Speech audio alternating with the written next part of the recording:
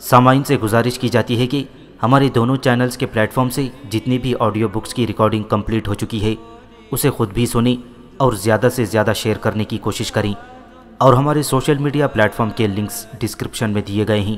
ہمیں سبسکرائب اور فالو ضرور کریں تاکہ آپ کو ضروری اپڈیٹس ملتے رہیں، اور ہماری ٹیم کی فنانشیل سپورٹ کے لیے پیٹریون کی لنک ضرور چیک کریں۔ جزاک اللہ۔ بسم اللہ الرحمن الرحیم۔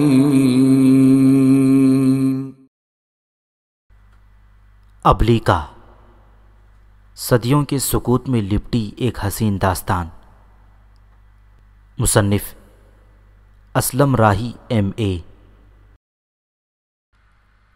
ایپیسوڈ 65۔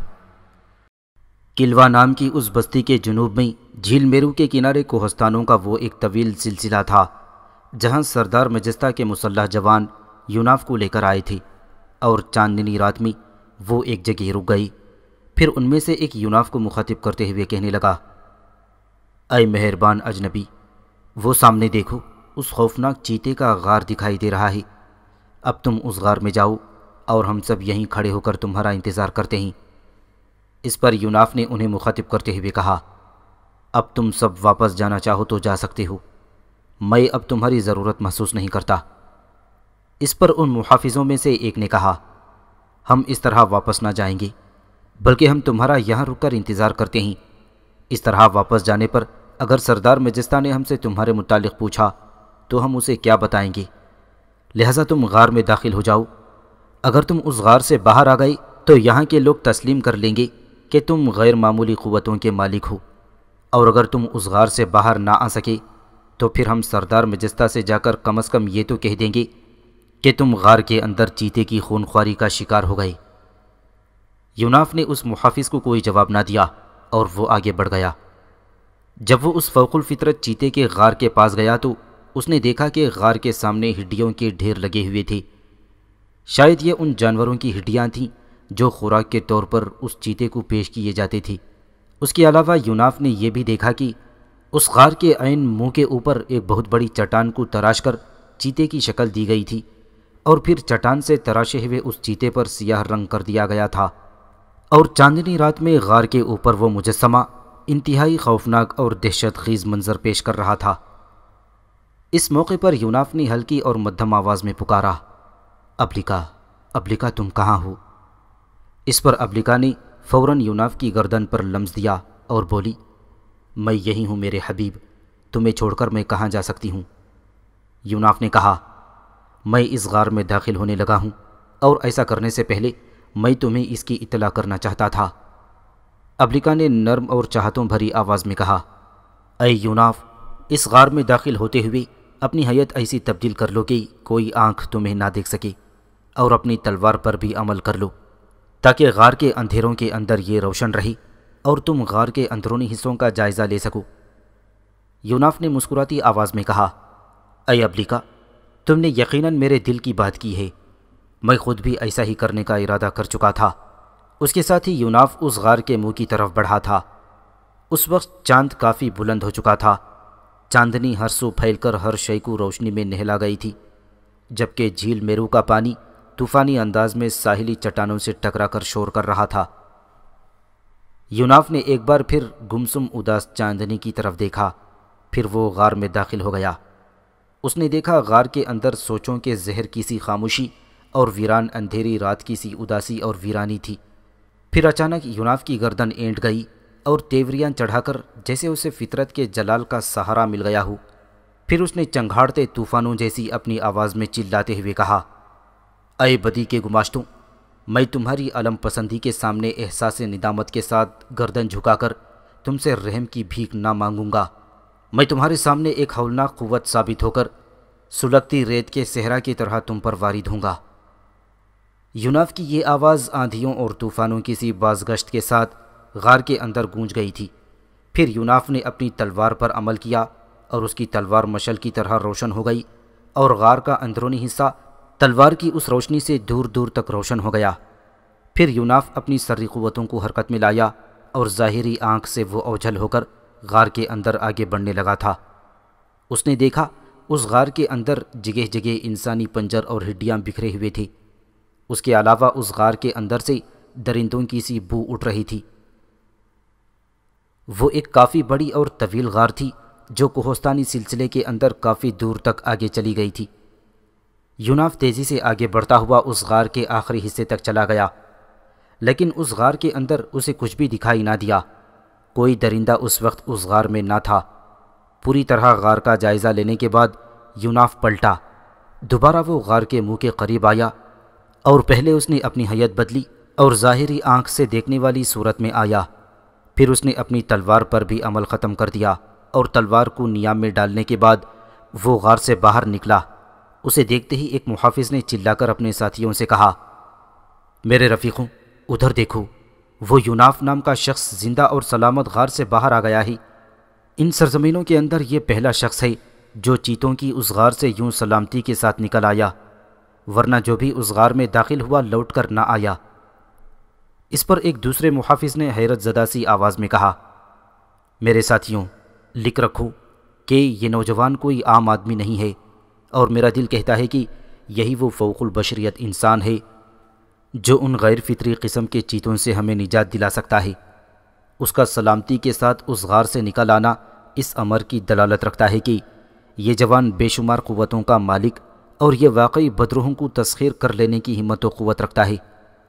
اور اے میرے ساتھیوں، وہ محافظ کہتے کہتے خاموش ہو گیا، کیونکہ اس کے دیکھتے ہی دیکھتے غار سے نکل کر یوناف ان کی طرف نہ آیا تھا، بلکہ اس نے اس پہاڑی سلسلے پر چڑھنا شروع کر دیا تھا۔ پھر یوناف اس جگہ آیا جہاں غار کے عین منہ کے اوپر ایک چٹان کو تراش کر چیتے کا مجسمہ بنا دیا گیا تھا، اور جس کی پرستش وہاں کے مقامی لوگ کرتے تھے۔ پھر ان محافظوں کے دیکھتے ہی دیکھتے یوناف اپنے دونوں ہاتھ چیتے کی ان سنگی مجسموں کے پیٹ پر جمائی اور اس وزنی مجسمے کو اٹھا کر اس نے غار کے منہ کے ایک طرف دے پھینکا تھا۔ وہ مجسمہ وہاں پتھروں پر گرا اور چور چور ہو گیا۔ اس بار ایک اور محافظ نے چلا کر کہا، حیرت ہے، اس یوناف نے کس آسانی سے اس مجسمے کو اٹھا کر زمین پر پٹک دیا ہے، ورنہ یہ مجسمہ اس قدر بھاری تھا کہ اسے ہم جیسے 20 جوان بھی اٹھانے کی کوشش کرتے تو ہرگز نہ اٹھا سکتے تھے۔ یوناف نام کا یہ جوان واقعی فوق البشر قوتوں کا مالک ہے، اور مجھے امید ہے کہ یہ ہمیں چیتوں کی خون خواری سے ضرور نجات دلا دے گا۔ وہ محافظ خاموش ہو گیا، کیونکہ غار کے منہ سے اتر کر یوناف اب ان کی طرف آ رہا تھا۔ یوناف جب ان محافظوں کے قریب آیا تو ان میں سے ایک نے بڑی عقیدت مندی کے ساتھ یوناف کو مخاطب کرتے ہوئے کہا، اے مہربان اجنبی، آپ واقعی فوق البشر انسان ہیں۔ آپ نے یہاں ہماری موجودگی میں 2 کام ایسے کیے ہیں جن کی بنا پر ہم تسلیم کرتے ہیں کہ ایک نہ ایک دن آپ ضرور ان چیتوں پر غالب آ جائیں گے۔ پہلا یہ کام کہ آج تک کوئی بھی اس غار میں داخل ہونے کے بعد سلامتی سے نہ نکلا تھا، جبکہ آپ ہمارے دیکھتے ہی دیکھتے اس غار میں داخل ہوئے اور سلامتی کے ساتھ اس سے نکلے بھی۔ دوسرا خرق عادت کام آپ نے یہ کیا ہے کہ غار کے منہ پر بنا ہوا اس چیتے کا سنگی مجسمہ آپ نے یوں اٹھا کر پھینک دیا جیسے وہ کوئی وزن ہی نہ رکھتا ہو، حالانکہ ہم جیسے 20 جوان مل کر بھی اسے اٹھانا چاہیں تو نہ اٹھا سکیں۔ آپ کی ان خصوصیات کی بنا پر ہم آج آپ کو آپ کے نام کے بجائے اپنا آقا کہہ کر پکاریں گے۔ پس اے آقا، آپ ہمارے ساتھ بستی کے سردار مجستہ کے پاس چلیے۔ ہم آپ کی موجودگی میں آپ کے یہ دونوں کام بستی کے سارے لوگوں کی موجودگی میں بتائیں گے، تاکہ لوگوں کو تسلی ہو اور انہیں یقین آ جائے کہ ان چیتوں کے اب اس سرزمین سے ختم ہونے کا وقت آ گیا ہے۔ جب وہ محافظ خاموش ہوا تب یوناف نے انہیں مخاطب کرتے ہوئے کہا، اے میرے عزیز، تم واپس چلے جاؤ اور مجھے تنہا چھوڑ دو۔ اس طرف آتے ہوئے بستی کے جنوب میں جھیل میرو کے کنارے میں سرائے دیکھ چکا ہوں۔ میں اب اسی سرائے میں قیام کروں گا اور چیتوں کے خاتمے سے متعلق سوچوں گا۔ بستی میں جس کے ہاں بھی میں قیام کروں گا، میرا یہ قیام خود اس اہل خانہ کے لیے بھی مصیبت اور عذاب بن کر رہ جائے گا، کیونکہ جس گھر میں بھی میں ٹھہروں گا وہ چیتے انہیں اپنا دشمن سمجھ کر ان پر حملہ آور ہو جائیں گے۔ لہٰذا میں اپنے قیام کو دوسروں کے لیے ہلاکت و پریشانی کا باعث نہیں بنانا چاہتا۔ اب تم جاؤ اور مجھے تنہا چھوڑ دو۔ اس پر ایک اور محافظ نے اندیشوں میں لپٹی ہوئی آواز میں کہا، اگر ہم چلے گئے تو ہمارے جانے کے بعد وہ چیتے آپ پر حملہ آور ہو کر آپ کو نقصان نہ پہنچا دیں۔ یوناف اسے ہلکی ہلکی مسکراہٹ میں کہا، میں تو خود چاہتا ہوں کہ وہ مجھ پر حملہ آور ہوں، اور پھر میں دیکھوں گا کہ وہ کیا چیز ہیں۔ ایسا کر کے وہ میرے کام کو کافی حد تک آسان بنا دیں گے، لہٰذا تم سب جاؤ، مجھے ان چیتوں کی طرف سے کسی بھی قسم کا کوئی خطرہ نہیں ہے۔ میں تمہارا ممنون ہوں کہ تم نے بستی سے یہاں تک میرا ساتھ دیا ہے۔ وہ سب محافظ یوناف کے کہنے پر وہاں سے چلے گئے۔ ان کے جانے کے بعد یوناف تھوڑی دیر تک وہاں خاموش کھڑا رہا، پھر وہاں سے ہٹ کر وہ جھیل میرو کے کنارے آ کھڑا ہوا تھا۔ فضا میں اس وقت خاموشی تھی، چاندنی اور تاریکی ایک دوسرے سے دستوں گریبان تھے۔ چاندنی رات میں جھیل کے بطن سے اٹھنے والی موجیں کنارے کی طرف آتے ہوئے دم توڑ رہی تھیں۔ تھوڑی دیر وہاں کھڑے ہو کر چاندنی رات میں اس منظر سے لطف اندوز ہونے کے ساتھ ساتھ نہ جانے یوناف کیا سوچتا رہا تھا، یہاں تک کہ ابلکا نے اس کی گردن پر لمس دیا اور پوچھا، کیا سوچ رہے ہو میرے حبیب؟ اس پر یوناف چونکا اور پوچھا، اے ابلکا، تو نے اس چیتے کو دیکھا جو اس لکڑہارے روخا کے گھر میں مجھ پر حملہ آور ہو گیا تھا؟ استفسار پر ابلکا نے شرمندہ شرمندہ سی آواز میں کہا، اے میرے حبیب، وہ سب کچھ ایسی تیزی اور سرعت سے ہوا تھا کہ میں اس معاملے کو سمجھ ہی نہ سکی۔ یوناف نے دوبارہ ابلکا کو مخاطب کر کے پوچھا، اے ابلکا، اس چیتے کے مجھ پر لکڑہارے کے گھر پر حملہ آور ہونے سے مجھ پر ایک اور بہت بڑا انکشاف بھی ہوا ہے، اور مجھے اندیشہ ہے کہ آنے والے دنوں میں یہی اندیشہ اگر حقیقت بن کر ہمارے سامنے نمودار ہوا تو نہ صرف یہ کہ ہماری مصروفیات میں اضافہ ہو جائے گا، بلکہ ہمارے لیے کئی دشواریاں بھی اٹھ کھڑی ہوں گی۔ اس پر ابلکا نے چونک کر پوچھا، اے میرے حبیب، تمہارا اشارہ کس اندیشے اور حقیقت کی طرف ہے؟ یوناف نے جواب دیتے ہوئے سنجیدہ سی آواز میں کہا، اے ابلکا، تم نے دیکھا جب لکڑہارے روخا کے گھر میں اس چیتے نے مجھ پر حملہ کیا تھا اور میں نے اسے اٹھا کر جو سوراخ بنا کر وہ اندر آیا تھا اسی سے اسے باہر پھینک دیا تھا، اور اس کے ساتھ ہی میں اٹھ کر جب باہر آیا تو وہاں کچھ بھی نہ تھا۔ اب سوال یہ اٹھتا ہے کہ آخر وہ چیتا کدھر گیا؟ اگر اس فوق الفطرت مخلوق نے اپنے آپ کو چیتے سے انسان میں تبدیل کر لیا تھا تو کم از کم روخا کے اس مکان سے باہر ہمیں کوئی انسان ہی دکھائی دیتا، لیکن ایسا نہیں ہوا۔ جب میں روخا کے مکان سے نکلا تو وہاں پر نہ چیتا تھا اور نہ ہی کوئی انسان وہاں تھا۔ اے ابلکا، اس انکشاف سے یہ اندیشہ سامنے آتا تھا کہ یہ مافوق الفطرت مخلوق خبیث اور شیاطین کی طرح اور بھی بہت سی سری قوتوں کی مالک ہے، جن کی بنا پر روخا کے مکان سے باہر روپوش ہو کر اپنے آپ کو وہ چیتا فوراً محفوظ کر گیا تھا۔ اور اے ابلکا، اگر ان دنوں چیتوں کی عمر اور زندگی بھی شیاطین جیسی طویل و دراز ہوئی تو پھر یہ دونوں نر مادہ چیتے تو ایک مدت دراز تک ہمارے لیے تکلیف اور اذیت کا باعث بنے رہیں گے۔ اس پر ابلکا نے پرعزم آواز میں کہا، اے میرے حبیب، تم فکر مند نہ ہو، پہلے ان دونوں چیتوں کو مل جانے دو، اور اگر یہ شیاطین کی طرح صدیوں پر محیط عمر پانے والے ہوئے تو پھر اس کے حل کو تلاش کرنے سے متعلق بھی ہم دونوں مل کر بعد میں سوچیں گے۔ اب اس وقت تم یہاں جھیل میرو کے کنارے اس طرح کیوں کھڑے ہو گئے ہو؟ سرائے کی طرف چل کر آرام کرو، اور کل ان چیتوں کو تلاش کرنے کا کوئی راستہ نکالتے ہیں۔ ابلکا کے کہنے پر یوناف جھیل میرو کے کنارے کنارے سرائے کی طرف چل پڑا تھا۔ راستے میں ابلکا نے پھر یوناف کی گردن پر لمس دیا اور کہا، اے یوناف، ان دونوں نرمادہ اور مافوق الفطرت چیتوں کو تلاش کرنے کا ایک طریقہ کار میری سمجھ میں آتا ہے۔ اس پر یوناف نے بڑی بے چینی اور بے تابی سے کہا، تو پھر بتاؤ جلدی۔ ابلکا بولی، اے یوناف، عزازیل نے عارب اور دیگر ساتھیوں کے ساتھ جو ان چیتوں سے متعلق گفتگو کی تھی تو اس گفتگو سے یہ اندازہ ہوتا تھا کہ دونوں چیتے نما انسان جو نرمادہ ہیں دونوں بہن بھائی ہیں اور جڑوا پیدا ہوئے تھے۔ پس کل ہم کلوا نام کی اس بستی کے لوگوں سے ایسے لوگوں کے متعلق پوچھیں گے جو جڑوا پیدا ہوئے ہیں۔ اگر یہ ایک سے زائد جوڑے ہوئے تو ہم ان کے پیچھے لگ جائیں گے اور ان جوڑوں کے اندر سے ان خون خوار بہن بھائی کو ڈھونڈ کر نکالیں گے، اور دیگر جڑوا پیدا ہونے والوں کا ایک ہی جوڑا ہوا تو پھر اسی پر یقین کر لینے کے بعد اپنا ہاتھ چلائیں گے۔ ابلکا کے خاموش ہونے پر یوناف بولا، اے ابلکا، تمہارا یہ طریقہ کار درست ہے، لیکن اس طریقہ کار میں ایک قباحت بھی ہے اور اس میں کئی جانیں ضائع ہونے کا اندیشہ ہے۔ ابلیکا نے اس پر استفہامیہ انداز میں پوچھا، اس میں کیا قباحت ہے اور کن لوگوں کی جائیں ضائع ہونے کا اندیشہ ہے؟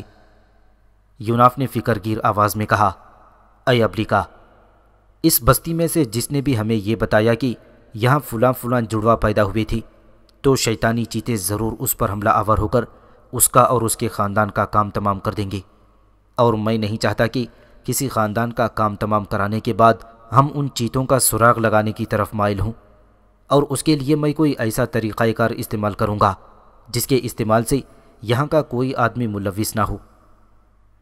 یوناف کی اس بات کو تسلیم کرتے ہوئے ابلیکا نے بھی اس بار تفکرات میں ڈوبی ہوئی آواز میں کہا، تمہارے اندیشے درست ہیں یوناف، بہرحال کسی نہ کسی بھی طریقے سے ہم ان چیتوں کو تلاش کرنے میں ضرور کامیاب ہو جائیں گے، اب تم سرائے میں چل کر آرام کرو۔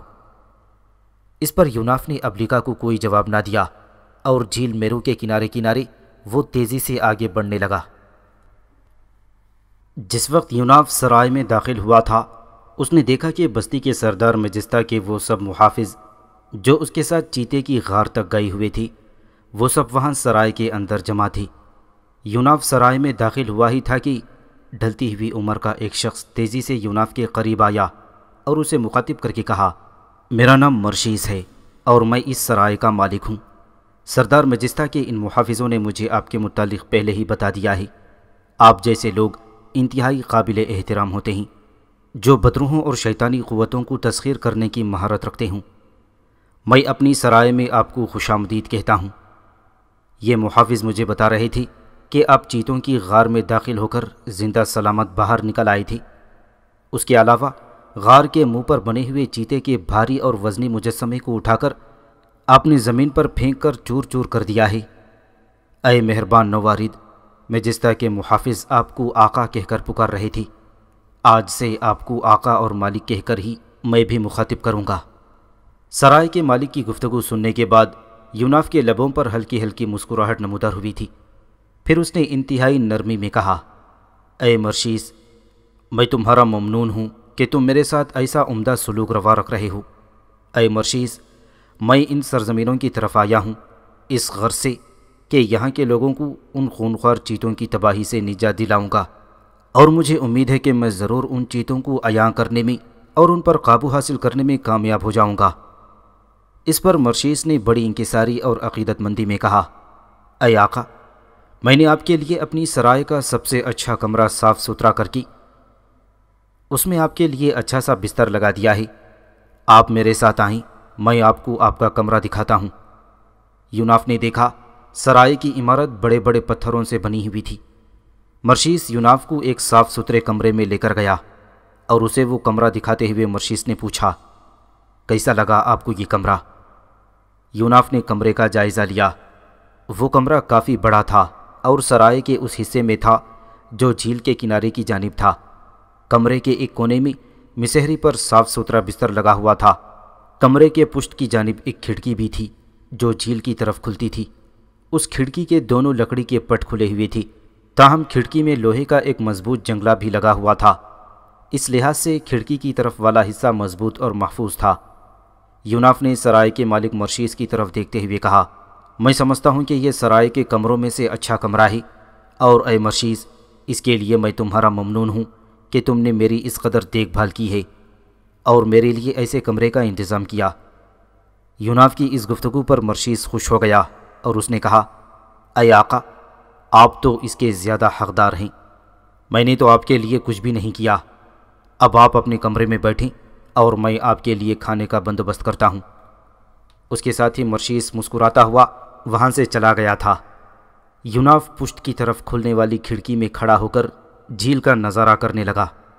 مجستا کے محافظوں نے جب دیکھا کہ یوناف کو سرائے میں اپنے لیے کمرہ مل گیا ہے تو وہ سب بھی سرائے سے نکل کر بستی کی طرف چلے گئے۔ بنی اسرائیل اس وقت تک راہ راست پر رہے جب تک ان کے اندر ان کی قاضی عورت دبورہ اور اس کا سپہ سالار برق رہے تھے۔ ان دونوں کے بعد بنی اسرائیل پھر پہلے کی طرح بدی، برائی اور گناہ میں ملوث ہو گئے۔ لوگ بت پرستی میں ملوث ہو گئے اور بستی بستی، قریے قریے میں کنانیوں کے دیوتا بعل اور دیوی اشتار کے معبد تعمیر ہونا شروع ہو گئی تھی۔ ان حالات میں جب کہ بنی اسرائیل پوری طرح گمراہی اور بے راہ روی میں ملوث ہو گئی تھی۔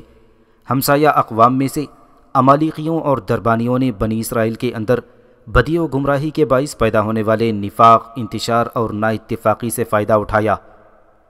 یہ مصریانی اور عمالیقی ٹڈی دل کی صورت میں بنی اسرائیل کے علاقوں میں داخل ہوتے، ان کا قتل عام کرتے، بھیڑ بکریاں، گائے بیل اور گھوڑے گدھے اپنے ساتھ ہانک کر لے جاتے اور بنی اسرائیل کے ہاں سے کھانے پینے کی اشیاء بھی سمیٹتے چلے جاتے۔ بنی اسرائیل کی اس لوٹ مار اور تباہی اور بربادی میں مصریانیوں اور عمالیق کے بادشاہ بھی شامل تھے۔ مصریانی اور عمالیقی بادشاہوں اور سپہ سالاروں کے یہ نام توریت سے حاصل کیے گئے ہیں۔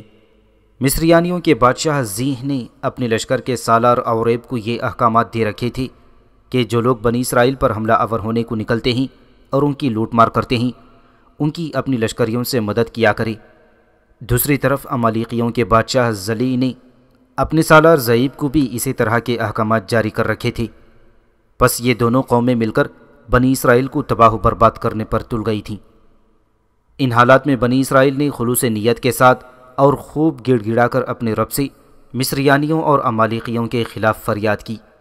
خداوند کو شاید بنی اسرائیل کی یہ عاجزی اور انکساری پسند آئی، اور اس نے ایک شخص جدعون بن یواز کی وساطت سے بنی اسرائیل کی مدد و نصرت کی تھی۔ جدعون نام کا یہ جوان فلسطین کے شہر افرا میں ایک کولہوں میں گیہوں جھاڑنے کا کام کرتا تھا۔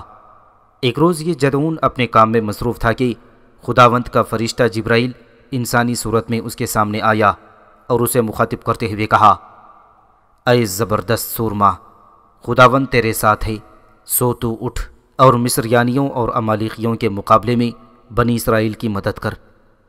جدعون شاید جان گیا تھا کہ وہ خداوند کا فرشتہ ہے، لہذا جدعون نے اسے مخاطب کرتے ہوئے کہا، اے مالک، اگر خداوند ہمارے ساتھ ہے تو پھر ہم پر یہ حادثات کیوں گزر رہے ہیں، اور وہ عجیب کام اب کیوں ظہور میں نہیں آتے جن کا ذکر ہمارے آبا و اجداد کرتے ہیں کہ کس طرح معجزانہ انداز میں خداوند نے بنی اسرائیل کو سلامتی اور امن کے ساتھ فرعون سے نجات دی اور انہیں مصر کی سرزمین سے نکال کر فلسطین میں آباد کیا۔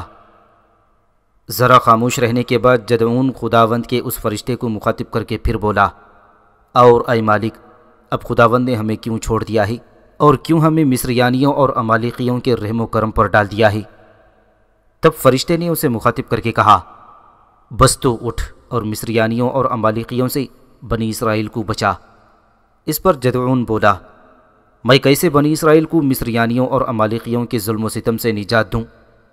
فرشتے نے کہا، جب خداوند تیرے ساتھ ہے تو پھر تجھے کس بات کا خوف و خدشہ ہے، اور تو خداوند کے حکم اور اس کی نصرت سے مصریانیوں اور عمالیقیوں کو ایسے مارے گا جیسے کوئی ایک آدمی کو مارتا ہے۔ سو تو اٹھ اور بنی اسرائیل کی رہنمائی کا سامان کر۔ اس پر جدعون نے کچھ سوچا اور پھر اس فرشتے سے کہا، اگر خداوند کا مجھ پر ایسا کرم ہوا ہے تو پھر میں اس کی کوئی نشاندہی چاہتا ہوں۔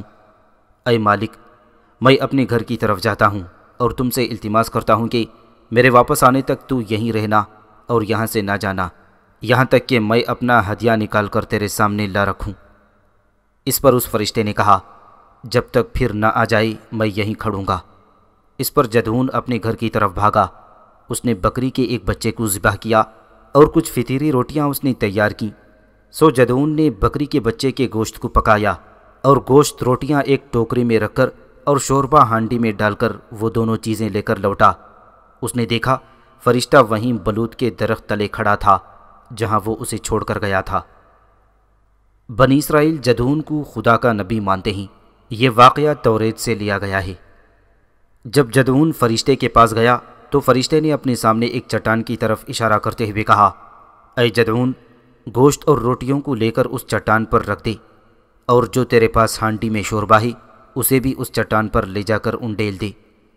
جدعون نے ایسا کیا تو وہ فرشتہ اس چٹان کے پاس بڑھا اور اس فرشتے کے ہاتھ میں ایک عصا تھا۔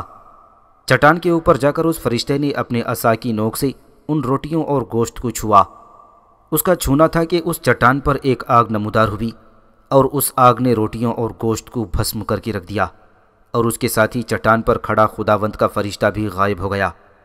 تب جدعون کو یقین ہو گیا کہ وہ خداوند کا فرشتہ ہے، اور جو کام کرنے کے لیے اسے کہا گیا ہے اس میں خداوند کی رضامندی اور نصرت شامل ہے۔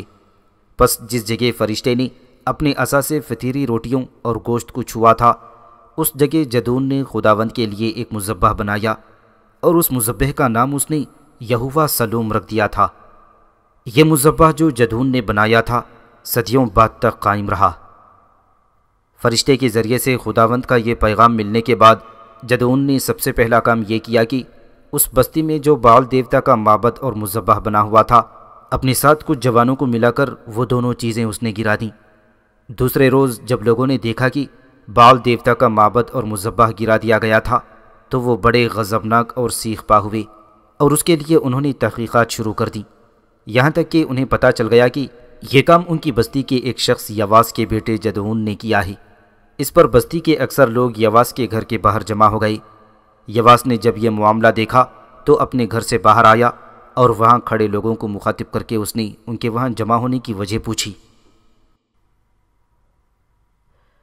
اس پر مجمع میں سے ایک شخص نے اسے مخاطب کر کے کہا، اے یواس، تیرے بیٹے نے بعل کا معبد اور مذبح گرا دیا ہے، پس تو اپنے بیٹے کو باہر نکال تاکہ اس جرم میں اسے قتل کیا جائے۔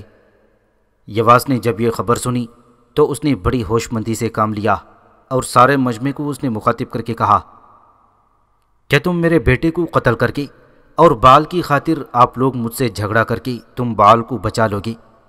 اے لوگوں، سنو، میرے بیٹے پر ہرگز ہرگز ہاتھ نہ اٹھانا۔ بعل اگر خدا ہے تو آپ ہی وہ اپنی خاطر جھگڑے اور اپنا معبد اور مذبح ڈھانے والے سے انتقام لے گا، لہٰذا تم منتشر ہو کر اپنے اپنے گھروں کو چلے جاؤ۔ یواس چونکہ اپنی بستی میں صاحب عزت اور بزرگ انسان سمجھا جاتا تھا، لہٰذا لوگوں نے اس کے مشورے اور اس کی باتوں کو قبول کر لیا اور اپنے گھروں کی طرف چلے گئے۔ یہ معاملہ ٹل جانے کے بعد جدعون کو کھل کر کام کرنے کا موقع مل گیا تھا۔ اس نے بنی اسرائیل کے قبائل منسی، آمشر، زبولون اور نقتالی کی طرف قاصد بھجوائی اور انہیں مصریانیوں اور عمالیقیوں کے خطرات سے آگاہ کیا، اور ان کے مسلح جوانوں سے اس نے التماس کی کہ مصریانیوں اور عمالیقیوں کا مقابلہ کرنے کے لیے وہ اس کے پاس ابی غرر کی بستی کے پاس آ کر جمع ہوں، اور بستی ابی غرر کے لوگوں نے بھی جدعون کا ساتھ دینے کا اعلان کر دیا۔ جدعون کی اس پکار کا بنی اسرائیل نے خاطر خواہ جواب دیا۔ جوق در جوق لوگ اس کے پاس آ کر جمع ہونے لگے۔ اس طرح جدعون کے پاس ایک جرار لشکر تیار ہو گیا۔ توریت میں ان حالات کو ایسی ہی تفصیل کے ساتھ لکھا گیا ہے۔ دوسری طرف مصریانیوں اور عمالیقیوں کو بھی جدعون کی سرکردگی میں بنی اسرائیل کے ان جنگی اور عسکری تیاریوں کی خبر ہو گئی، لہٰذا انہوں نے بھی اپنے دونوں سپہ سالار اوریب اور زنیب کی کمانداری میں ایک جرار متحدہ لشکر تیار کیا، اور اپنے اپنے لشکروں کا حوصلہ اور ہمت بڑھانے کی خاطر مصریانیوں اور عمالیقیوں کے بادشاہ زیح اور زلمنہ بھی اس لشکر میں شامل ہو گئے تھے۔ پس اپنی ساری عسکری تیاریاں مکمل کرنے کے بعد جدعون کے لشکر کے ساتھ جنگ کرنے کے لیے یہ متحدہ لشکر آگے بڑھا، اور یزرعیل کی وادی میں انہوں نے پڑاؤ کر لیا اور جدعون اور اس کے لشکر کا انتظار کرنے لگے۔ شاید مصریانیوں اور عمالیقیوں نے یزرعیل کی اس وادی ہی کو میدان جنگ بنانے کا عزم کر لیا تھا۔ اپنے لشکر کے ساتھ وادی اسرائیل میں مقیم مصریانیوں اور عمالیقیوں کی طرف جانے سے پہلے اس نے یہ جانچا کہ اس جنگ میں واقعی اسے خداوندی تائید ہے یا نہیں، اور یہ دیکھنے کے لیے کہ خداوند کی رضا اس کے ساتھ ہے، اس نے ایک عجیب و غریب طریقہ اختیار کیا۔ جس وسیع میدانوں کے اندر وہ اپنے لشکر کے ساتھ پڑاؤ میں تھا، وہاں اس نے بھیڑوں کی اون حاصل کی، اور شام کے وقت اس نے وہ اون ایک کھلی جگہ رکھ دی اور اپنے رب سے دعا اور التماس کی، اے خداوند، بھیڑوں کی اون میں نے کھلے میدان میں رکھ دی ہے۔ اے خداوند، مصریانیوں اور عمالیقیوں کے خلاف اس جنگ میں اگر تیری رضا میرے ساتھ ہے اور تو میرے ہاتھ کے وسیلے سے بنی اسرائیل کو مصریانیوں اور عمالیقیوں کے ظلم و ستم اور غلامی اور خونخواری سے نجات دینا چاہتا ہے، تو جو اون میں نے کھلے میدان میں رکھی ہے، سو اوس رات کے وقت اگر صرف اون ہی پر پڑے اور آس پاس کی زمین اور اشیاء خشک اور سوکھی رہیں، تو میں جان لوں گا کہ خداوند میرے ساتھ ہے، اور میرے ہاتھ کے وسیلے سے وہ بنی اسرائیل کی نجات اور فلاح چاہتا ہے۔ بس ایسا ہی ہوا تھا جیسی جدعون نے خواہش ظاہر کی تھی، کیونکہ دوسرے روز صبح ہی صبح جب وہ میدان میں رکھی ہوئی اون کی طرف گیا تو اس نے دیکھا اوس صرف اون پر ہی پڑی ہوئی تھی، اور ارد گرد کی اشیاء بالکل خشک تھیں، اور اس اون کو لے کر جب جدعون نے دبایا تو اس اوس کے پانی سے ایک پیالہ بھر گیا تھا۔ تب جدعون نے پھر اپنے رب سے التماس کی، اے خداوند، اے میرے رب، اگر تیرا غصہ اور غضب مجھ پر نہ بھڑکے تو میں فقط ایک بار اور اس آزمائش سے متعلق عرض کرتا ہوں، اور میں چاہتا ہوں کہ ایک بار اور اسی اون کے ذریعے آزمائش کر لوں، اور وہ اس طرح کہ آج شام کو میں پھر خشک اون اس میدان میں رکھ دوں گا، اور میں چاہوں گا کہ اس بار اون خشک رہے اور ارد گرد کی ہر شے پر اوس پڑے۔ اگر ایسا ہو گیا تو میرا یقین پختہ اور میرے حوصلے بلند ہو جائیں گے۔ پس دوسرے روز بھی شام کے وقت جدعون نے بھیڑوں کی اون میدان میں رکھ دی۔ دوسرے روز صبح ہی صبح جب جدعون میدان میں گیا تو اس نے دیکھا کہ اون خشک تھی، جبکہ آس پاس کی ہر شے پر اوس پڑی ہوئی تھی۔ تب جدعون کو یقین ہو گیا کہ خداوند اس کے ساتھ ہے، اور اس کے وسیلے سے وہ بنی اسرائیل کی فلاح اور سربلندی چاہتا ہے۔ اس کے بعد جدعون نے اپنے لشکر کے ساتھ مصریانیوں اور امالیقیوں کی طرف پیش قدمی شروع کی، اور آگے بڑھتے ہوئے وہ حرور کے چشموں کے پاس قائم ہوا، جبکہ مصریانیوں کا پڑاؤ ابھی ان کے شمال میں کوہستان مورا کے متصل وادی یزرعیل کے اندر تھا۔ یہاں جدعون نے ایک رؤیا اور خواب دیکھا جس میں اسے اشارہ کیا گیا تھا کہ اپنے لشکر میں اعلان کر دے کہ جو اس جنگ میں حصہ نہیں لینا چاہتا تو وہ واپس چلا جائے، اس لیے کہ یہ فتح صرف خداوند کی نصرت کے باعث ہوگی، اور کل کو لوگ اپنے اوپر فخر کرتے ہوئے یہ نہ کہنے لگ جائیں کہ ان کے ہاتھوں نے بنی اسرائیل کو غلامی اور ستم سے نجات دی۔ پس اس خواب کو جدعون نے اپنے خداوند کی طرف سے ایک اشارہ اور حکم جان کر دوسرے روز اپنے لشکر میں منادی کرا دی کہ جو کوئی اس رونما ہونے والی جنگ سے ترساں اور ہراساں ہو تو وہ اپنے گھر واپس جا سکتا ہے۔ اور کوہستان جلعاد کی اس وادی سے جس میں اس وقت جدعون اپنے لشکر کے ساتھ مقیم تھا، بہت سے اسرائیلی لشکر سے نکل کر اپنے اپنے گھروں کی طرف چلے گئے تھے، اور لشکر سے نکل کر جانے والوں کی تعداد 22,000 کے قریب تھی۔ جدعون اپنے لشکر کے ساتھ پھر آگے بڑھا، اور ایک بار پھر اسے رؤیا اور خواب میں یہ اشارہ ملا کہ جس طرف تمہارا لشکر آگے بڑھ رہا ہے وہاں راستے میں ایک چشمہ ہے، بس اس چشمے میں خداوند پھر تمہارے لشکر کو ایک فتنے اور آزمائش میں ڈالے گا، اور جو کوئی اس آزمائش میں پورا اترے گا وہی مصریانیوں اور امالیقیوں کے خلاف جنگ میں حصہ لے گا۔ اور ساتھ ہی خواب میں جدعون کو یہ بھی بتا دیا گیا تھا کہ تمہارے لشکر کا جو بھی عسکری اس چشمے سے چپڑ چپڑ کر زبان سے کتے کی طرح پانی پیے گا اسے لشکر سے نکال دیا جائے گا، اور جو گھٹنے ٹیک کر پانی پیے اسے ہی مصریانیوں اور امالیقیوں کے خلاف جنگ کرنے والے لشکر میں شامل رکھا جائے۔ پس جدعون جب امالیقیوں اور مصریانیوں کا سامنا کرنے کے لیے کوہستان مورا کی طرف بڑھا تو راستے میں ایک چشمہ پڑا، پس اس چشمے سے جس اسرائیلی نے بھی کتے کی طرح چپڑ چپڑ کر کے پانی پیا اسے لشکر سے نکال دیا گیا۔ اب لشکر میں صرف وہی لوگ باقی رہ گئے تھے جنہوں نے خداوند کے حکم کے موافق اس چشمے سے گھٹنے ٹیک کر پانی پیے تھے۔ جدعون کے لشکر کی خداوند کے احکامات کے مطابق یہ تطہیر توریت سے حاصل کی گئی ہے۔ جب بنی اسرائیل کے لشکر کی خداوند کے احکامات کے مطابق تطہیر ہو گئی اور مصریانیوں اور امالیقیوں کا متحدہ لشکر چشمے کے قریب ہی کوہستان مورا کے متصل خیمہ زن تھا کہ اگلی رات جدعون کو خواب میں پھر اشارہ ملا کہ تو اٹھ اور نیچے اتر کر دشمن کی لشکرگاہ کی طرف جا، اور کہ میں نے دشمن کے لشکر کو تیرے ہاتھ میں کر دیا ہے۔ پس یہ اشارہ پا کر رات کے وقت جدعون اپنے خادم نوراہ کو ساتھ لے کر نیچے وادی میں دشمن کی لشکرگاہ کی طرف اترا۔ اس نے دیکھا وادی کے اندر مصریانیوں اور امالیقیوں کا لشکر ٹڈیوں کی طرح پھیلا ہوا تھا، اور ان کے اونٹ اس قدر زیادہ تھے کہ لشکر کے ایک سمت دور دور تک اونٹ ہی اونٹ بیٹھے ہوئے تھے۔ جب جدعون دشمن کی اس لشکرگاہ میں داخل ہوا تو وہ لشکر کے اندر ایک ایسی جگہ پہنچا جہاں دشمن کا ایک لشکری اپنے ساتھیوں کو مخاطب کرتے ہوئے کہہ رہا تھا، اے میرے ساتھیوں، میں نے خواب میں دیکھا ہے کہ جو کی ایک روٹی مصریانی اور امالیقی لشکرگاہ میں گری اور لڑکتی ہوئی پڑاؤ کے پاس پہنچی اور اس سے ایسی ٹکرائی کہ پڑاؤ گر گیا۔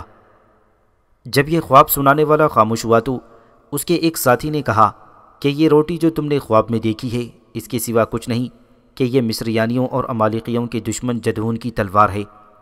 پس یاد رکھو کہ خداوند نے مصریانیوں اور امالیقیوں کو مکمل طور پر اسرائیلیوں کے ہاتھ میں کر دیا ہے۔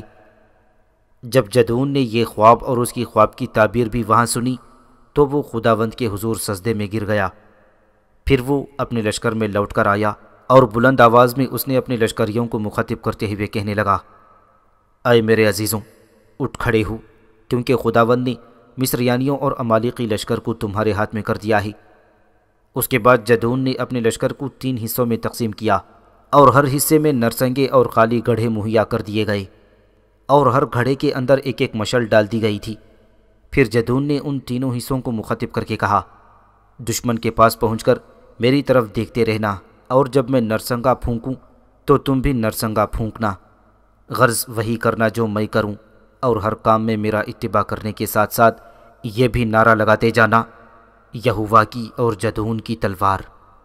اتنی دیر تک مصریانی لشکر کا وہ سپاہی جس نے اپنا خواب بیان کیا تھا اور جو اپنے لشکر کے لیے پہرا دے رہا تھا، اس کا پہرا ختم ہو گیا، اور اس نے اپنا خواب دوسرے لشکریوں سے جا کر بیان کیا۔ اس طرح اس کے اس خواب کی تشہیر پورے لشکر میں ہو گئی، اور ان کے لشکر میں ایک طرح کا انجانہ سا خوف پھیل گیا تھا۔ ادھر جدون نے اپنے لشکر کے ساتھ پیش قدمی کی، اور دشمن کی لشکرگاہ کے کنارے اپنے لشکر کے تینوں حصوں کو اسے تھوڑے تھوڑے فاصلے پر کھڑا کر دیا گیا۔ پس جدون نے اپنے کام کی ابتدا کی۔ اس نے اپنے حصے کے لشکر کے ساتھ پہلے نرسنگے پھونکے، پھر 100 گڑھے توڑے گئے، اور گڑھوں کے اندر جلتی ہوئی مشالیں اپنے ہاتھوں سے پکڑ لیں اور نعرے بلند کرنے لگے، یہوہ اور جدون کی تلوار۔ اسی طرح جدون کے لشکر کے دوسرے حصوں نے بھی جدون کی پیروی کی، نرسنگے بجائے، گڑھے توڑے، اور مشالیں انہوں نے اپنے ہاتھوں میں پکڑ لیں۔ یہ اچانک رونما ہونے والا انقلاب مصریانیوں اور امالیقیوں کے لیے غیر معمولی تھا، اس لیے کہ اس ایک سپاہی کا خواب تو پہلے ہی پورے لشکر میں پھیل چکا تھا۔ اب جو ہر طرف یہوہ اور جدون کی تلوار کے نعرے بلند ہونے لگے تو مصریانیوں اور امالیقی لشکریوں کے اندر ایک کھلبلی اور افراتفری سی مچ گئی تھی، اور ہر کوئی بدحواس ہو کر جدھر منہ اٹھا بھاگنے لگا، جبکہ جدون نے اپنے لشکر کو حملہ آور ہونے کا حکم دے دیا تھا۔ اس طرح بنی اسرائیل کے لشکر نے بھاگتے ہوئے مصریانیوں اور امالیقیوں کا قتل عام شروع کر دیا تھا۔ وہ اسرائیلی جو لشکر میں شامل نہ ہوئے تھے وہ بھی اب دیکھتے ہوئے میدان میں کود پڑے کہ مصریانیوں اور امالیقیوں کو جدون کے مقابلے میں شکست ہوئی۔ اس ہولناک جنگ میں 1,20,000 دشمن کے لشکری مارے گئے تھے۔ جدعون کے سپاہیوں نے اس جنگ میں مصریانیوں اور امالیقیوں کے سالار اوریب اور زیب دونوں کو زندہ گرفتار کر لیا، اور دونوں ہی کو قتل کر دیا گیا۔ توریت میں اس جنگ کے اندر مارے جانے والے مصریانیوں اور امالیقیوں کی تعداد 1,20,000 لکھی ہے۔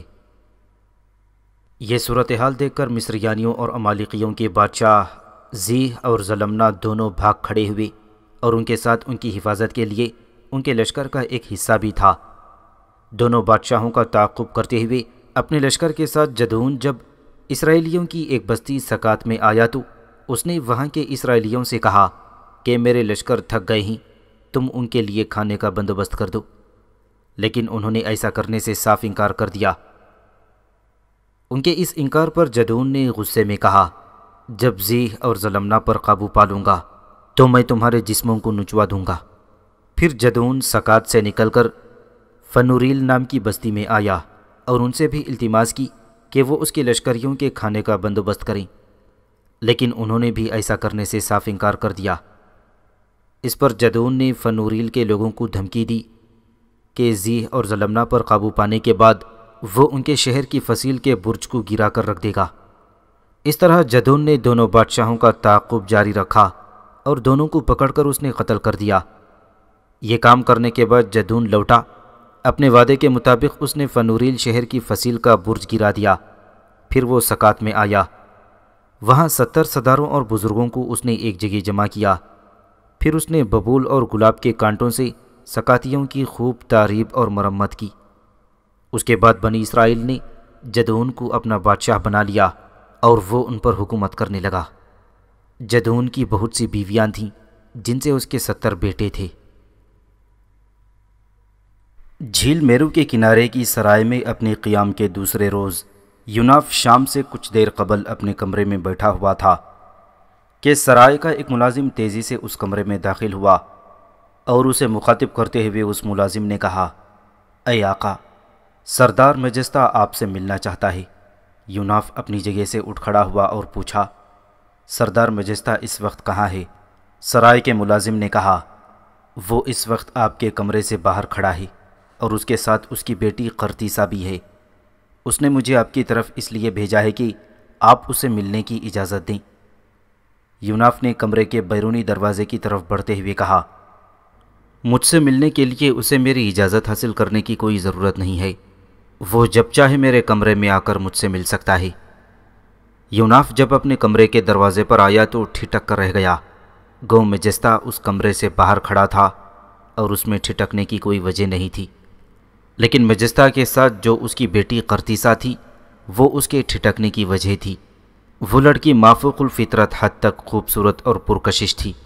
اس کی بڑی بڑی اور تیز گہری اور پرکشش آنکھوں کے اندر ایک تابکاری اور ہیبت، ایک طلسم اور زمزمہ، ایک فسوں ساز برق، آگ کے شعلوں کی ایک شدید قسم کی سحر کی کشش تھی۔ اس کے علاوہ ایسا محسوس ہوتا تھا کہ اس کی آنکھوں میں انگاروں کے تیش اور بوئے خلوص کا امتزاج ہو، اور اس کی آنکھیں بپھرے ہوئے دو تند دھاروں کی مانند تھیں، جس کی وجہ سے یوناف زیادہ دیر تک اس لڑکی کی نگاہوں سے نگاہیں نہ ملا سکا تھا، اور اس نے اس کے سراپا کا جائزہ لینا شروع کر دیا۔ یوناف اس کی بیٹی قرطیسہ کو بغور اور محویت سے دیکھ رہا ہے تو اس نے بڑی عاجزی اور انکساری میں پوچھا، اے روحوں کو تسخیر کرنے والے آقا، میرے ساتھ یہ میری بیٹی ہے، اس کا نام قرطیسہ ہے، کیا آپ کو اس پر اعتراض نہیں کہ یہ میرے ساتھ کیوں آئی ہے؟ دراصل میری بیٹی قرطیسہ کو ایسے لوگوں سے ملنے کا بہت شوق ہے جو روحوں کو تسخیر کرنے والے ہوں، اسی بنا پر اس نے آپ سے ملنے کی خواہش کی تھی اور میں اسے اپنے ساتھ لے آیا۔ اس پر یوناف چونکا اور سنبھلا، پھر اس نے کہا، میں بھلا قرطیسہ کے آنے پر کیوں اعتراض کروں گا؟ ہاں، مجھے آپ کے اس رویے پر ضرور اعتراض ہے کہ آپ اجنبیوں کی طرح میرے کمرے کے دروازے پر کھڑے ہو گئے ہیں۔ آپ دونوں باپ بیٹی کو یہاں کھڑے ہو کر اجازت طلب کرنے کے بجائے سیدھا میرے کمرے میں چلا آنا چاہیے تھا۔ مجستہ نے معذرت طلب انداز میں کہا، اے آقا، آئندہ ایسا ہی ہوگا، ہم بغیر اجازت کے ہی آپ کے کمرے میں آ جایا کریں گے۔ اس کے ساتھ یوناف نے دروازے سے ایک طرف ہٹتے ہوئے کہا، اندر چلیے۔ یوناف کے کہنے پر مجستہ اور اس کی بیٹی اندر داخل ہوئے اور کمرے میں یوناف کے سامنے ایک نشست پر بیٹھ گئے۔ پھر مجستہ نے خود ہی گفتگو کی ابتدا کرتے ہوئے کہا، میری بیوی مر چکی ہے اور ہم گھر کے صرف 3 ہی افراد ہیں، ایک میری بیٹی قرطیسہ اور ایک ہی میرا بیٹا ہے جس کا نام روفاش ہے۔ وہ دیوانگی اور جنون کی حد تک شکار کا شوقین ہے اور شکار کے سلسلے میں کئی ہفتے اور کئی ماہ گھر سے باہر رہتا ہے۔ اب بھی وہ پچھلے کئی روز سے شکار پر گیا ہوا ہے۔ مجستہ ذرا رکا، پھر وہ کہنے لگا، اگر میرا بیٹا روفاش اس وقت گھر پر ہوتا تو ضرور ہم دونوں باپ بیٹی کے ہمراہ آپ کی خدمت میں حاضری دیتا۔ اے آقا، ایک تو میری بیٹی قرطیسہ آپ سے ملنے کی بڑی خواہش مند تھی، اور دوسرے میں اس لیے بھی آپ کی خدمت میں حاضر ہوا ہوں کہ آپ سے پوچھوں کیا ایسا ممکن نہیں کہ آپ اس سرائے کے بجائے میرے گھر میں قیام کریں؟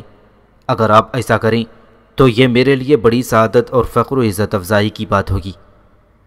مجستہ کے خاموش ہونے پر یوناف بولا، اے مجستہ، میں آپ کی اس ہمدردانہ اور شفیقانہ پیشکش پر آپ کا ممنون و احسان مند ہوں، لیکن میرا اس سرائے میں قیام کرنا ہی بہتر اور سود مند ہے، کیونکہ میں یہاں رہ کر اس خونخوار اور خوفناک مافوق الفطرت چیتوں کے خلاف حرکت میں آ سکتا ہوں اور ان پر قابو پا سکتا ہوں۔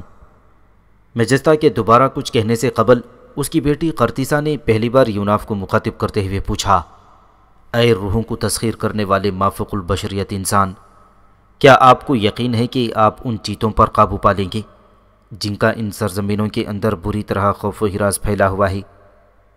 یوناف نے محسوس کیا کہ قرطیسہ کی آواز یوں اس کی سماعت میں سما گئی کہ صدا ویران خوابوں، سنسان جنگلوں اور اجاڑ ویرانوں کی روک سے نجات دینے والی کوئی آواز سنی جا رہی ہو۔ اس پر یوناف نے عزم و استقلال سے بھرپور اپنی آواز میں کہا، اے مجستہ کی بیٹی، حالات کیسے بھی برے اور بدترین کیوں نہ ہو جائیں، میں ضرور ان فوق البشریت چیتوں پر قابو پاؤں گا اور ہر صورت میں یہاں کے لوگوں کو ان کی خون خواری سے نجات دلا کر رہوں گا۔ میں نے یہ کام کرنے کا تہیہ کر لیا ہے، اور جس کام کے لیے میں ایسا ارادہ کر لیتا ہوں تو پھر میں اپنی ساری قوتوں اور توانائیوں کے ساتھ ان کے پیچھے پڑ جاتا ہوں۔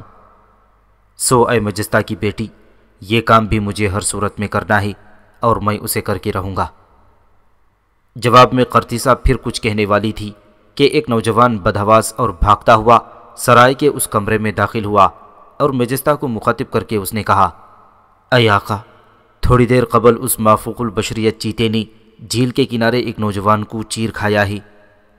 وہ نوجوان کوئی اجنبی سوداگر تھا اور پچھلے چند روز سے اس سرائے میں ٹہرا ہوا تھا۔ اس کی لاش جھیل کے کنارے پڑی ہوئی ہے۔ یہ خبر سن کر مجستہ اپنی جگہ سے بدک کر اٹھ کھڑا ہوا۔ دوسری طرف قرطیسہ بھی اپنی جگہ پر کھڑی ہو گئی۔ ایسا لگتا تھا کہ اس کے جذبات و جوانی میں ایک ہلچل برپا ہو گئی ہو۔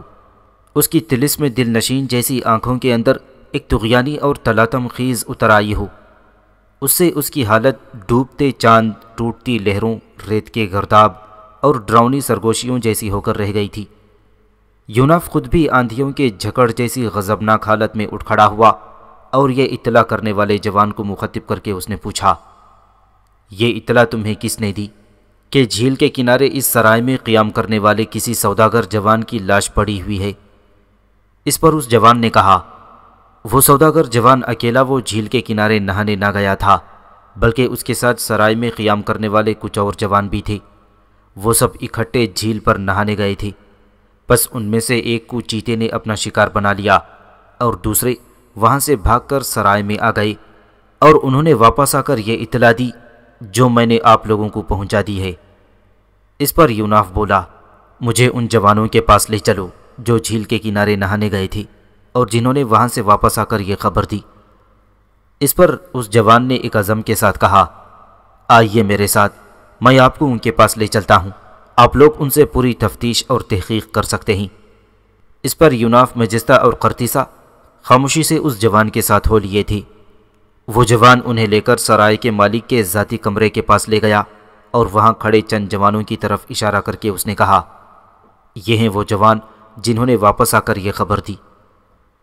یوناف نے دیکھا وہاں سرائے کے مالک مرشیز کے پاس چند جوان کھڑے ہوئے تھے جن کے چہروں پر ہوائیاں اڑ رہی تھیں اور وہ بے حد خوفزدہ دکھائی دے رہے تھے۔ یوناف ان کے قریب آیا اور انتہائی نرمی میں اس نے انہیں مخاطب کر کے پوچھا، اے میرے عزیز، جھیل میرو کے کنارے تمہارے ساتھ کیا پیش آیا؟ کیا تم لوگ مجھے تفصیل کے ساتھ یہ نہ بتاؤ گی کہ کیسے اور کس طرح تمہارا ایک ساتھی وہاں چیتے کا شکار ہو گیا؟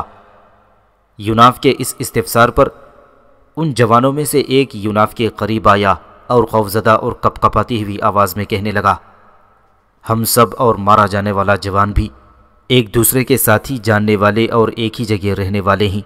ہم اکثر سوداگری اور مال کے تبادلے کی غرض سے ان بستیوں کی طرف آتے ہیں اور اسی سرائے میں ٹہرتے ہیں۔ تھوڑی دیر قبل ہم سب نہانے کی غرض سے جھیل میرو کے کنارے گئے۔ ابھی ہم وہاں جا کر کھڑے ہوئے تھے کہ نرسل کے قریبی جنگل سے ایک مہیب اور ہولناک سیاہ رنگ کا چیتا نمودار ہوا۔ ہمارے دیکھتے ہی دیکھتے اس نے ہمارے ایک ساتھی پر حملہ کر دیا اور اسے چیر پھاڑ کر رکھ دیا۔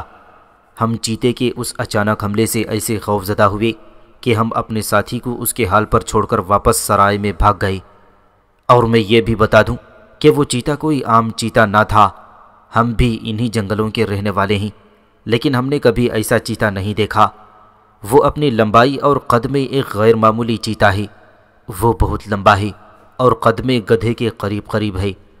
حملہ آور ہوتے وقت ایسا لگ رہا تھا جیسے اس کی آنکھیں انتقام کی آگ برسا رہی ہوں، اور اس نے لمحوں کے اندر ہمارے اس ساتھی کو دبوچا اور اسے چیر پھاڑ کر رکھ دیا۔ اس جوان کے خاموش ہونے پر یوناف نے ان جوانوں کو مخاطب کر کے کہا، کیا تم لوگوں میں سے کوئی وہاں تک میری رہنمائی کرے گا جہاں پر چیتا نے حملہ کیا تھا؟ اس پر ان سب نے اپنے کانوں کو ہاتھ لگائی۔ پھر ان میں سے ایک نے یوناف کو مخاطب کر کے کہا، ہماری توبہ جو اب ہم ادھر کا رخ کریں گے، اس چیتے کے تو خیال سے ہی ہماری روح کانپنے اور جان نکلنے لگتی ہے۔ یوناف نے ان کی ڈھارس بندھاتے ہوئے کہا، تم میرے ساتھ چل کر دیکھو، اگر وہ چیتا میری موجودگی میں حملہ آور ہوا تو میں تم لوگوں کو یقین دلاتا ہوں کہ تمہارا ساتھی جو اس نے شکار کیا ہے، یہ اس چیتے کی زندگی کا آخری دن ہوگا۔ یوناف کی اس ڈھارس اور تسلی پر ان جوانوں نے آپس میں صلاح مشورہ کیا۔ پھر وہ یوناف کے ساتھ جانے پر آمادہ ہو گئے۔ اور ان کے ایک ساتھی نے کہا، اگر آپ ہمیں ایسے ہی یقین دہانی دلاتے ہیں تو ہم ضرور وہاں تک آپ کی رہنمائی کریں گے۔ یوناف اس بار ہلکی ہلکی مسکراہٹ میں کہا، تو پھر آؤ میرے ساتھ۔ اس پر وہ سب جوان یوناف کے ساتھ ہو لیے۔ سرائے کا مالک مرشیز، سردار مجستہ اور اس کی حسین بیٹی قرطیزہ بھی یوناف اور ان جوانوں کے ساتھ ہو لیے تھے۔ وہ جوان جب یوناف کو جھیل میرو کے کنارے جائے حادثہ پر لے گئے تو یوناف نے دیکھا وہاں پانی میں ملے جلے خون اور بالوں کی سیاہی کے علاوہ کچھ نہ تھا۔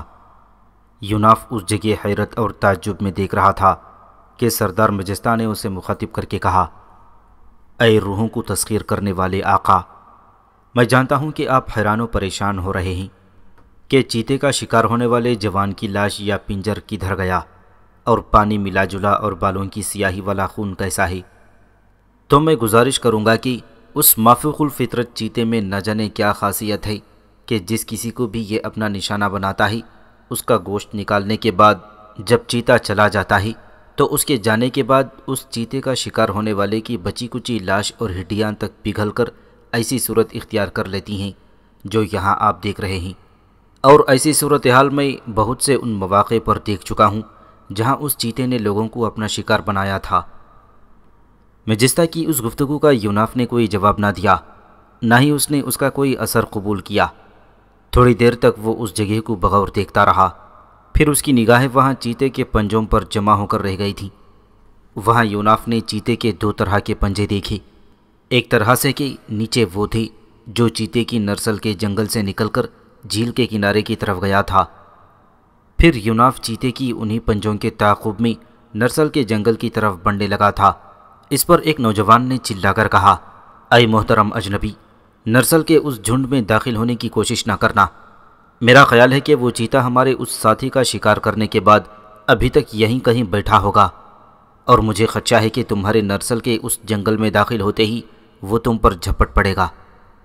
اس پر یوناف نے ان جوانوں کو مخاطب کر کے کہا، اب تم سب جاؤ، میں اب تمہاری کوئی ضرورت محسوس نہیں کرتا۔ میں تم سب کا ممنون ہوں کہ تم نے یہاں تک میری رہنمائی کی۔ یوناف کے کہنے پر وہ جوان وہاں سے چلے گئے، تاہم سردار مجستہ، اس کی بیٹی قرطیسہ اور سرائے کا مالک مرشیس وہیں کھڑے رہے تھے۔ چیتے کے پنجوں کا تعاقب کرتے ہوئے یوناف اس جگہ تک آیا جہاں سے آگے نرسل کا جنگل شروع ہوتا ہے۔ اس سے آگے وہ چیتے کے پنجے نہ دیکھ سکا کیونکہ نرسل کے جنگل میں پنجوں کے نشانات نہ بنے تھے، لہٰذا یوناف پھر وہاں سے لوٹ آیا اور مجستہ سے کچھ کہنا ہی چاہتا تھا کہ مجستہ نے اسے مخاطب کرنے میں پہل کر دی، اے عظیم یوناف، اب جب کہ شام ہونے والی ہے تو کیا ہمیں جھیل کے اس کنارے اور نرسل کے جنگل کے پاس سے ہٹ نہیں جانا چاہیے؟ اس پر یوناف نے تاسفانہ انداز میں کہا، اب جب کہ وہ چیتا اپنا کام کر چکا ہے تو یہاں اب کھڑے رہنے سے کیا حاصل؟ آئیں اب چلتے ہیں۔ چاروں سرائے کی طرف چل دیے۔ راستے میں سرائے کے مالک مرشیس نے یوناف کو مخاطب کر کے کہا، اے مہربان نوارد، اس چیتے کی وجہ سے یہاں کے لوگوں کے کام کاج ہی نہیں بلکہ میری اپنی سرائے کا بھی کام متاثر ہو رہا ہے۔ پہلے میری سرائے میں لوگوں کو قیام کرنے کے لیے جگہ نہ ملا کرتی تھی اور ایک ایک کمرے میں کئی لوگ قیام کرتے تھے۔ لوگ بے دھڑک اور بلا جھجک مال کے لین دین کے لیے ایک علاقے سے دوسرے علاقے میں آ جایا کرتے تھے، لیکن اب وہ بات نہیں رہی۔ اب تو حالت یہ ہو گئی ہے کہ بستیوں کی فصلوں میں کام کرنے والے اور جنگل سے لکڑیاں کاٹنے والے لکڑہارے بھی گروہوں کی صورت میں جاتے ہیں۔ کوئی بھی اکیلا نہیں نکلتا کہ وہ کہیں اس خونخوار چیتے ہی کا شکار نہ ہو جائے۔ یوناف نے یہ گفتگو سننے کے بعد مرشیس کے کندھے پر ہاتھ رکھا اور اسے مخاطب کر کے کہنے لگا، اے مرشیس، تم دیکھو گی عنقریب یہ حالات پھر پہلے کی طرح معمول پر آ جائیں گے اور لوگ سلامتی اور بے خوفی کے ساتھ اپنے اپنے کام میں لگ جائیں گے۔ مجھے امید ہے کہ اس چیتے پر قابو پانے یا اسے ٹھکانے لگانے کے لیے میں ضرور کچھ نہ کچھ کرنے میں عنقریب کامیاب ہو جاؤں گا۔ اب چونکہ یوناف، قرطیسہ، مجستہ اور مرشیس چلتے چلتے سرائے کے پاس آ گئے تھے، لہٰذا یوناف نے گفتگو کا رخ بدلا اور مجستہ کو مخاطب کر کے کہنے لگا، اے سردار مجستہ، اب تم اپنی بیٹی کے ساتھ گھر چلے جاؤ، جبکہ مجستہ نے فوراً یوناف کی بات کاٹتے ہوئے کہا، اے یوناف، میں جس کام سے آپ کے پاس چلا آیا تھا اس موضوع پر تو ابھی میں نے گفتگو ہی نہ کی کہ اس حادثے کی خبر پا کر ہم آپ کے کمرے سے اٹھ بھاگے۔ کاش اس حادثے کے موقع پر میرا بیٹا روفاش بھی یہاں ہوتا۔ وہ اس چیتے کا شکار کرنے کے لیے بڑا بے چین ہے۔ میرا بیٹا روفاش جو کئی دن تک گھر سے غائب رہتا ہے تو اس کا بڑا مقصد اس خونخوار چیتے ہی کو تلاش کرنا ہے۔ وہ ایک عمدہ شکاری ہے، بہترین تیر انداز ہے، اور ان سرزمینوں کے اندر کوئی بھی طاقت و قوت میں اس جیسا نہیں ہے۔ جب وہ گھر لوٹ آئے گا تو میں ضرور اسے آپ کے پاس لے کر آؤں گا۔ مجستہ کہتے کہتے رکا، پھر وہ دوبارہ کہنے لگا، اے یوناف، آپ کے پاس سرائے میں آنے کے دو بڑے مقاصد تھے۔ ایک یہ کہ میری بیٹی قرطیسہ آپ سے ملنے کی خواہش مند تھی، دوسرا یہ کہ آج آپ رات کا کھانا ہمارے ساتھ کھائیں۔ لہٰذا میری آپ سے گزارش ہے کہ آپ ابھی سرائے میں جانے کے بجائے ہمارے ساتھ ہمارے گھر چلیے۔ اس پر یوناف کہنے لگا، اے مجستہ، میں ایک شرط پر تمہارے ساتھ جانے کو تیار ہوں، اور وہ شرط یہ ہے کہ میں تمہارے ہاں رات کا کھانا ضرور کھاؤں گا، پھر میں رات گزارنے کے لیے وہاں قیام نہ کروں گا۔ مجستہ فوراً بول پڑا، اے یوناف، مجھے آپ کی یہ شرط قبول ہے۔ میرے گھر کی کنیزیں تو ابھی تک کھانا تیار کر چکی ہوں گی، لہٰذا آپ ابھی ہمارے ساتھ چلیے۔ اس پر یوناف نے ہلکی مسکراہٹ میں کہا، چلیے، اسی وقت چلیے، مجھے کیا اعتراض ہو سکتا ہے۔ اس کے ساتھ ہی مجستہ اور قرطیسہ یوناف کو لے کر بستی کی طرف چل دیے۔